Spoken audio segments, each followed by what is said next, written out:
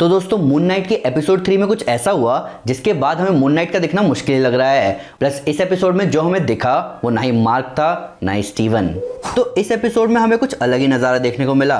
जो काम स्टीवन नहीं कर सकता वो मार्क कर सकता है और जो काम मार्क नहीं कर सकता वो स्टीवन कर सकता है। पर यहाँ कोई और भी है जो वो कर सकता है जो ये दोनों नहीं कर सकते। हालांकि जो चीज़ मुझे अभी भी हैरान कर रही है वो है जीरो एमसीयू कनेक्शंस। हाँ, यहाँ छोटे मोटे रेफरेंसेस हैं, पर ये पहली डिज्नी प्लस सीरीज होगी जो कि मार्वल सिनेमैटिक यूनिवर्स पर बिल्कुल भी रिलाई नहीं कर रही। लेकिन हमें रियल वर्ल्ड रेफरेंस दिखा जब इस सीन में कैमरा ही विजिबल था। हमें इनियड यानी 9 इजिप्शियन देवी देवताओं का ग्रुप देखने को मिला और जहां पहले 2 एपिसोड की पेसिंग जबरदस्त थी वहां ये एपिसोड थोड़ा सा हल्का साबित हुआ।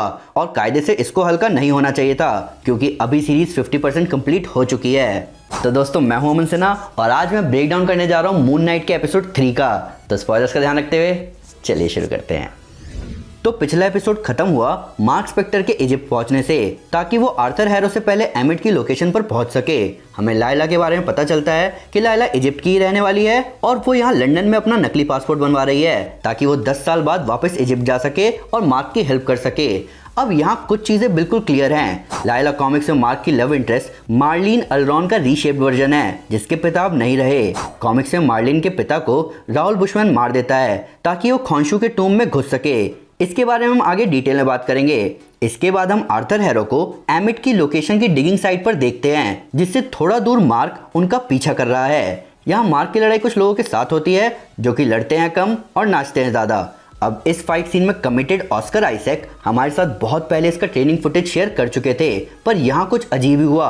मार्क लड़ते लड़ते स्टीवन बन के सबको छोड़ देता है, फिर वापस मार्क बन के सबके पीछे जाता है, फिर वो कोई और बन के उन लोगों को बुरी तरह मारता है और वापस मार्क बन जाता है। तो यहाँ मार्क की तीसरी आइडेंटिटी सामने आई और वो आइडेंटिटी सही में बहुत खतरनाक है। कॉमिक्स में मार्क की टोटल 3 आइडेंटिटी थी, मार्क, स्टीवन और जेक लॉकली। जेक लॉकली एक कैब ड्राइवर होता है जो कि रोड पर घूमते हुए लोगों पर नजर रखता था और उसके काम करने का तरीका मार्क और स्टीवन दोनों से अलग है। अब क्योंकि वो स्ट्रीट लेवल पर चीज़ों से निपटता है तो इसीलिए उसके काम करने का तरीका थोड़ा अलग है। पर यहाँ इस सीरीज में जेक थोड़ा खतरनाक साबित हो रहा है। मेरी थ्योरी ये है कि मार्क ने स्टीवन की आइडेंटिटी अपनाई खॉन्शू के बुरे काम से दूर भागने के लिए और वो जेक बना खॉन्शू के बुरे कामों को पूरा करने के लिए। इसके बाद जब मार्क और खॉन्शू को एमिट के टूम की लोकेशन नहीं मिली तो खॉन्शू ने दूसरा रास्ता अपनाया और फुल सोलर एक्लिप्स लाके इनियड यानी इजिप्शियन गॉड्स के ग्रुप को ग्रेट पिरामिड के अंदर बुलाया। ये बहुत सोचने वाली बात है कि मून को मूव करके एक्लिप्स लाया गया और दुनिया में किसी पर कोई फर्क भी नहीं पड़ा। अब यहाँ चीज़ें थोड़ी सी अजीब हुई। यहाँ कई फैंस को इजिप्शियन गॉड्स की पावर क्लियरली समझ नहीं आ रही हैं। एक तरफ वो कहीं से भी किसी को बुला सकते हैं, उन्होंने आर्थर हैरो को टूम साइड से पिरामिड के अंदर बुला लिया, पर वो ये खुद नहीं देख सकते कि आर्थर सच बोल रहा है कि झूठ। इन सब के ऊपर वो खॉन्शू को धमका रहे हैं कि अगर उसने फिर से एक्लिप्स लाने जैसा काम किया तो वो उसे पत्थर का बना देंगे। अगर आप इस शॉट को ध्यान से देखो तो आपको पीछे कई सारे पत्थर बने हुए गॉड्स दिखेंगे, जिसका मतलब इन अवतार्स ने पहले भी कई गॉड्स को पत्थर बनाया है। इन सब के ऊपर इजिप्शियन गॉड्स किस रियाम से ह्यूमन अवतार्स को कंट्रोल कर रहे हैं? क्या वो कोई एसगार्ड जैसी जगह है और उनके पास बाइफ्रॉस्ट जैसा ब्रिज नहीं है जिसकी मदद से वो कहीं भी जा सके? तो इसका तो बहुत सेंस बन रहा है कि वो अवतार के थ्रू ही अपना काम करवा पा रहे हैं। हालांकि आर्थर हैरो जिस पोर्टल से पिरामिड में आया वहां से जाके वो लोग खुद देख सकते हैं कि आर्थर क्या कर रहा है, पर उनका जजमेंट स्टाइल थोड़ा अजीब है। ऑल्दो ये पावरफुल गॉड्स हैं, मेरा मतलब है कि हमने एसगार्डियन गॉड्स को भी किसी और को कंट्रोल करते हुए नहीं देखा है। इन सब के ऊपर यहाँ मार्क एक्सेप्ट कर रहा है कि उसे कोई प्रॉब्लम है और खॉन्शू उसकी प्रॉब्लम का फायदा उठा रहा है अपने काम करवाने के लिए।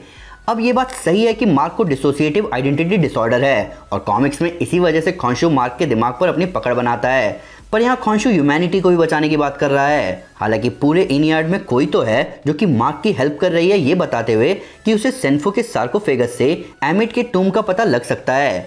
तब लायला और मार्क जाते हैं एंटन मोगाट यानी कि मिडनाइट मैन के पास। मिडनाइट मैन कॉमिक्स में बहुत ही खतरनाक विलन है जो कि मून नाइट से हुए एनकाउंटर के बाद पागल हो जाता है। कॉमिक्स में इसके पागलपन को कुछ फैंस ने जोकर से भी कंपेयर किया है। मिडनाइट मैन को रेयर आर्टिफैक्ट्स जमा करने का शौक है और एक बार उसके पास कोई सामान आ गया तो वो उसे बेचता तक नहीं है। इस कैरेक्टर का रोल प्ले किया है जैस्पर्ड ओलिल ने, जिनकी इस प्रोजेक्ट के बाद एक स्की हादसे में मौत हो गई। जैस्पर्ड को मार्वल स्टूडियोज ने इस एपिसोड के एंड में ट्रिब्यूट भी दिया। तो यहाँ हमें ये भी पता चलता है कि लायला एंटोन से आखिरी बार मैड्रिपोर में मिली थी और इस बात का बहुत सेंस भी बनता है क्योंकि हमें falcon and the winter soldier से पता चला था कि मैड्रिपोर चुराए हुए आर्टवर्क और रेयर आर्टिफैक्ट्स का बहुत बड़ा ब्लैक मार्केट है, तो ऑब्वियसली एंटोन ऐसी जगह ही जाएगा। प्लस हमें इसी एपिसोड की शुरुआत में पता चला था कि लायला रेयर आर्टिफैक्ट्स को चुरा कर उनके असली ओनर तक उन्हें पहुंचाती है, तो इन दोनों की पक्का मैड्रिपोर में अनबन तो हुई होगी। अब मार्क को यहाँ स्टीवन की जरूरत पड़ी गई क्योंकि सार्कोफेगस को सॉल्व सिर्फ स्टीवन ही कर सकता है, पर तभी वहाँ आर्थर आता है और एंटोन को एक और रेयर आर्टिफैक्ट का लालच देकर अपनी तरफ कर लेता है और लायला के पिता की डेथ की भी बात करता है, जिसके लिए वो मार्क को जिम्मेदार बता गया। अब यहाँ हम फिर से मार्क की तीसरी पर्सनैलिटी की बात करेंगे। मार्क को स्टीवन के बारे में पता है और कुछ स्ट्रगल के बाद स्टीवन को भी मार्क के बारे में पता चल गया, पर स्टीवन और मार्क को अभी तक तीसरी पर्सनैलिटी के बारे में नहीं पता, वो जिसने आर्थर के लोगों को मारा। ये जितना खतरनाक है उस हिसाब से एपिसोड 1 में होने वाले खून खराबे में भी इसी आइडेंटिटी का हाथ लग रहा है, और क्या पता सही में उसने लायला के पिता की जान ली हो, क्योंकि अगर ऐसा हुआ भी होगा तो मार्क को ये सब कहाँ से पता चलेगा। कॉमिक्स में जेक मार्लिन के साथ इन्वॉल्व हो जाता है, जहाँ जब इसके बारे में मार्क को पता चलता है तो वो देखता है कि मार्लिन के साथ साथ उसकी एक बेटी भी है, और ऐसा ही कुछ हमें यहाँ भी देखने को मिल रहा है। इन सब के ऊपर कॉमिक्स में मार्क मार्लिन के पिता के किलर राहुल बुशमैन को उन तक लेकर आता है, तो वहाँ भी वो कहीं ना कहीं रिस्पॉन्सिबल था उनकी डेथ के लिए, लेकिन शायद यहाँ स्टोरी में कुछ बड़े ट्विस्ट ऐड किए गए हैं। इसके बाद इस जगह आता है मून नाइट। हमें यहाँ लायला भी एक्शन में दिखती है। अब इस एक्शन सीक्वेंस से हम समझ सकते हैं कि क्यों खॉन्शु लायला को अपना अवतार चुनना चाहते हैं, क्योंकि उसे इजिप्शियन आर्टिफैक्ट्स की नॉलेज के साथ साथ फाइटिंग भी आती है। तो ज़्यादा एक्शन थोड़ी कॉमेडी के बाद स्टीवन सार्कोफेगस को सॉल्व करता है खॉन्शु की मदद से, पर जैसे खॉन्शु ने एक्लिप्स लाकर इनियड को गुस्सा दिला दिया, वहीं उसके आसमान को बदलने की वजह से वो उसे पत्थर का बना देते हैं। अब छोड़ो इस साइंस को कि आसमान का नज़ारा बदलने के लिए अर्थ को मूव करना होता है, पर खॉन्शु के पत्थर बनते ही ये क्लियर है कि मार्क, स्टीवन या जेक अब मून नाइट या मिस्टर नाइट नहीं बन सकते, जिसका मतलब आने वाले एपिसोड्स में हमें मून नाइट नहीं दिखने वाला।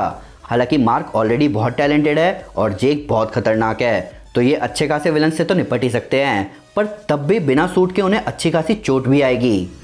तो दोस्तों ये था ब्रेकडाउन मून नाइट के एपिसोड 3 का। ये वीडियो इतनी लेट इसलिए आई क्योंकि मेरे दिमाग में अभी भी KGF 2 सवार है।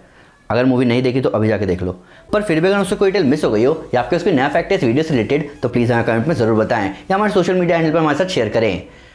हम हर जगह हैं। तो दोस्तों अगर आप मून नाइट के बारे में और डिटेल में जानना चाहते हैं तो मैं आपको मेरी moon night comic series recommend करूंगा। साथ ही साथ अगर आपको वीडियो पसंद आए तो इस वीडियो को लाइक और शेयर जरूर करें, और ऐसे कई सारी सुपर कंटेंट के लिए हमारे चैनल को सब्सक्राइब करना ना भूलें। Thank you guys, this is Aman Sinha and you are super super. Piece.